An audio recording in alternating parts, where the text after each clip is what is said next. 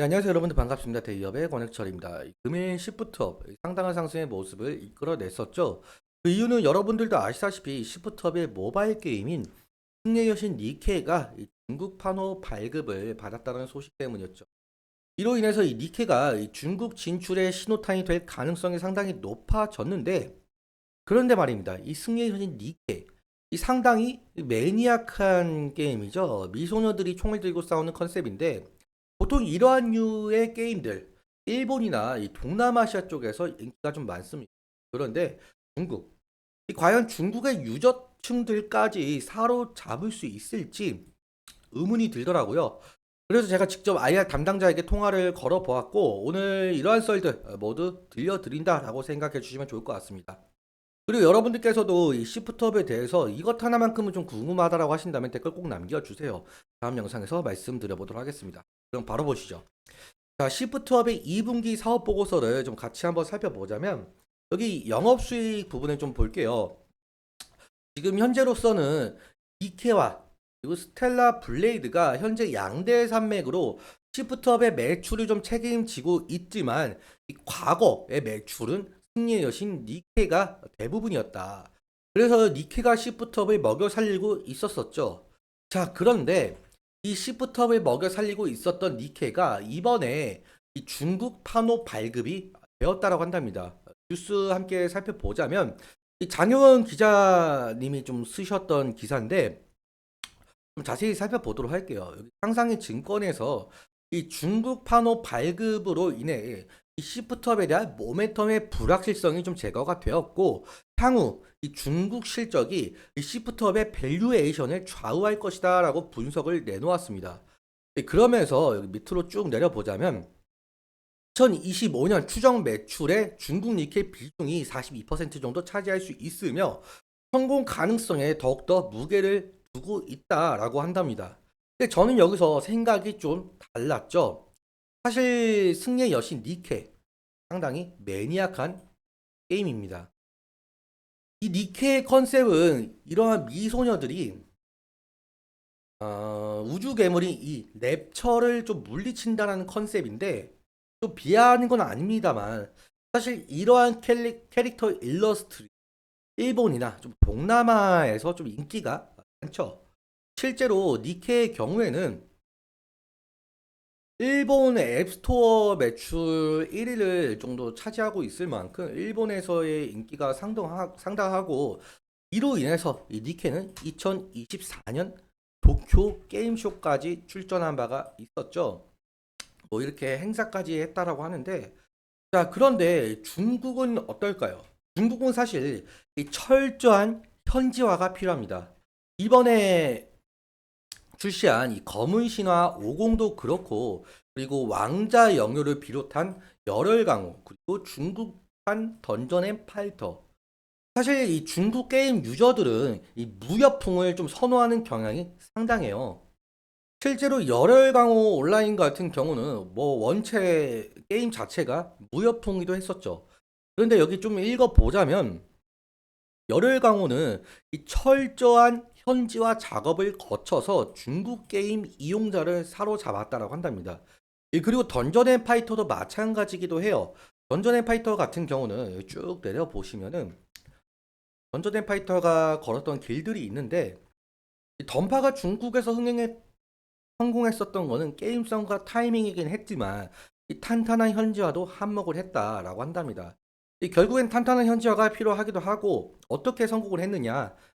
자, 전파 같은 경우는 중국인에게 호감도가 높은 용, 판다, 붉은색. 자, 이처럼 중국은 철저히 이 무협풍 위주의 게임을 좀 선호하는 경향이 높죠. 그런데 반대로 니키 같은 경우는 비소녀 게임입니다. 그래서 제가 직접 이 부분에 관련해서 이 IR 담당자 분께 중국 현지화를 통해서 해결책이 있는지 좀 여쭈어 보려고 전화를 걸었습니다. 그런데 좀 받지를 않으시더라고요. 제가 1시쯤에 한 두 번 정도 전화를 걸었는데 받지를 않으셔가지고 이때는 뭐 그냥 점심시간이겠거니 라고 생각을 했었고, 2시 30분에 전화를 걸었어요. 근데 받았습니다. 받으셨지만 그때 IR 담당자분 말고 다른 분이 받으셨는데, 이 담당자 분께서 회의 중이라서 4시쯤에 다시 전화를 걸어 달라고 하시더라고요. 그래서 4시쯤에 다시 전화를 걸었죠. 근데 또 안 받으시더라고요.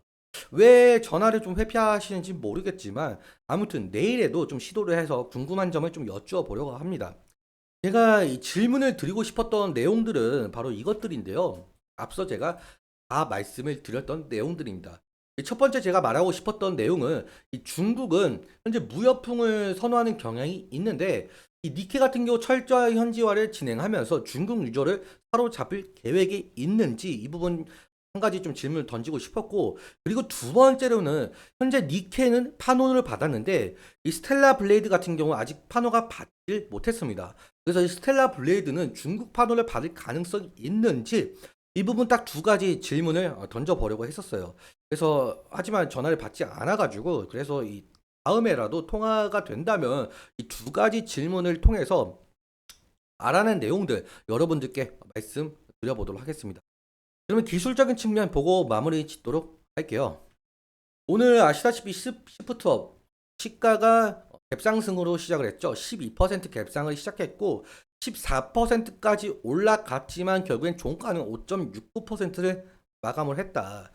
아마도 이러한 지금 여기 시프트업에 투자하셨던 분들도 저와 이 비슷한 생각을 가지고 계셨는지 모르겠지만 이 니케이가 중국에서 성공할 가능성이 있는지 없는지 그 부분을 좀 중점적으로 둔 것 같아요. 근데 스타트업에 투자를 하셨던 분들은 아마 중국 성공 가능성이 좀 낮게 보고 있었는지 그 부분에 대해서 좀 물량이 좀 쏟아 나온 것으로 보이고 있습니다.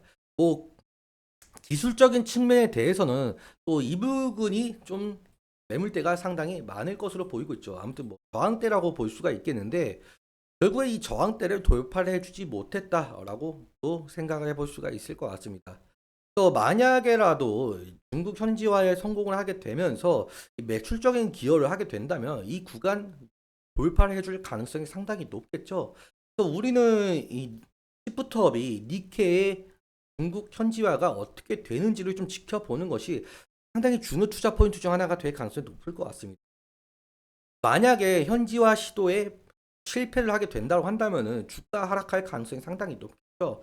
그래서 우리는 지지라인도 함께 살펴봐야 되는 부분이 있는데 지지라인 같은 경우는 60일 이평선이 될 수도 있겠지만 오늘 그 부분을 이탈한 바가 있었기 때문에 저는 이 부분까지는 좀 말씀을 드릴 수가 있을 것 같아요. 오늘 아래 꼬리가 달린 이 부분이죠. 과거에 최근에는 이 부분이 좀 돌파를 해주지 못하는 흐름을 보여줬지만 오늘 이 갭상승으로 돌파를 해줬으니까 이제는 지지라인이 될 가능성이 상당히 높을 것 같다 이렇게 말씀을 드릴 수가 있을 것 같고, 수급적인 측면 함께 살펴보자면 일단 기관에서 오늘 매도세가 많이 나왔습니다. 매도세가 나온 부분을 우리가 확인할 수가 있는데 이 금투, 보험, 투신, 기타 금융, 연기금, 사모펀드 모두 매도가 나온 모습을 확인할 수가 있겠고, 반대로 개인과 외국인은 매수가 된 것을 우리가 확인할 수가 있겠죠. 아무튼 현재 이 기관에서의 매도세가 상당히 강하다 보니까 기관에서 이 매도세가 좀 진정이 되고 매수세로 돌아오게 된다면은 아까 말씀드렸던 이 저항대 부분을 돌파를 해줄 가능성이 상당히 높아 보입니다.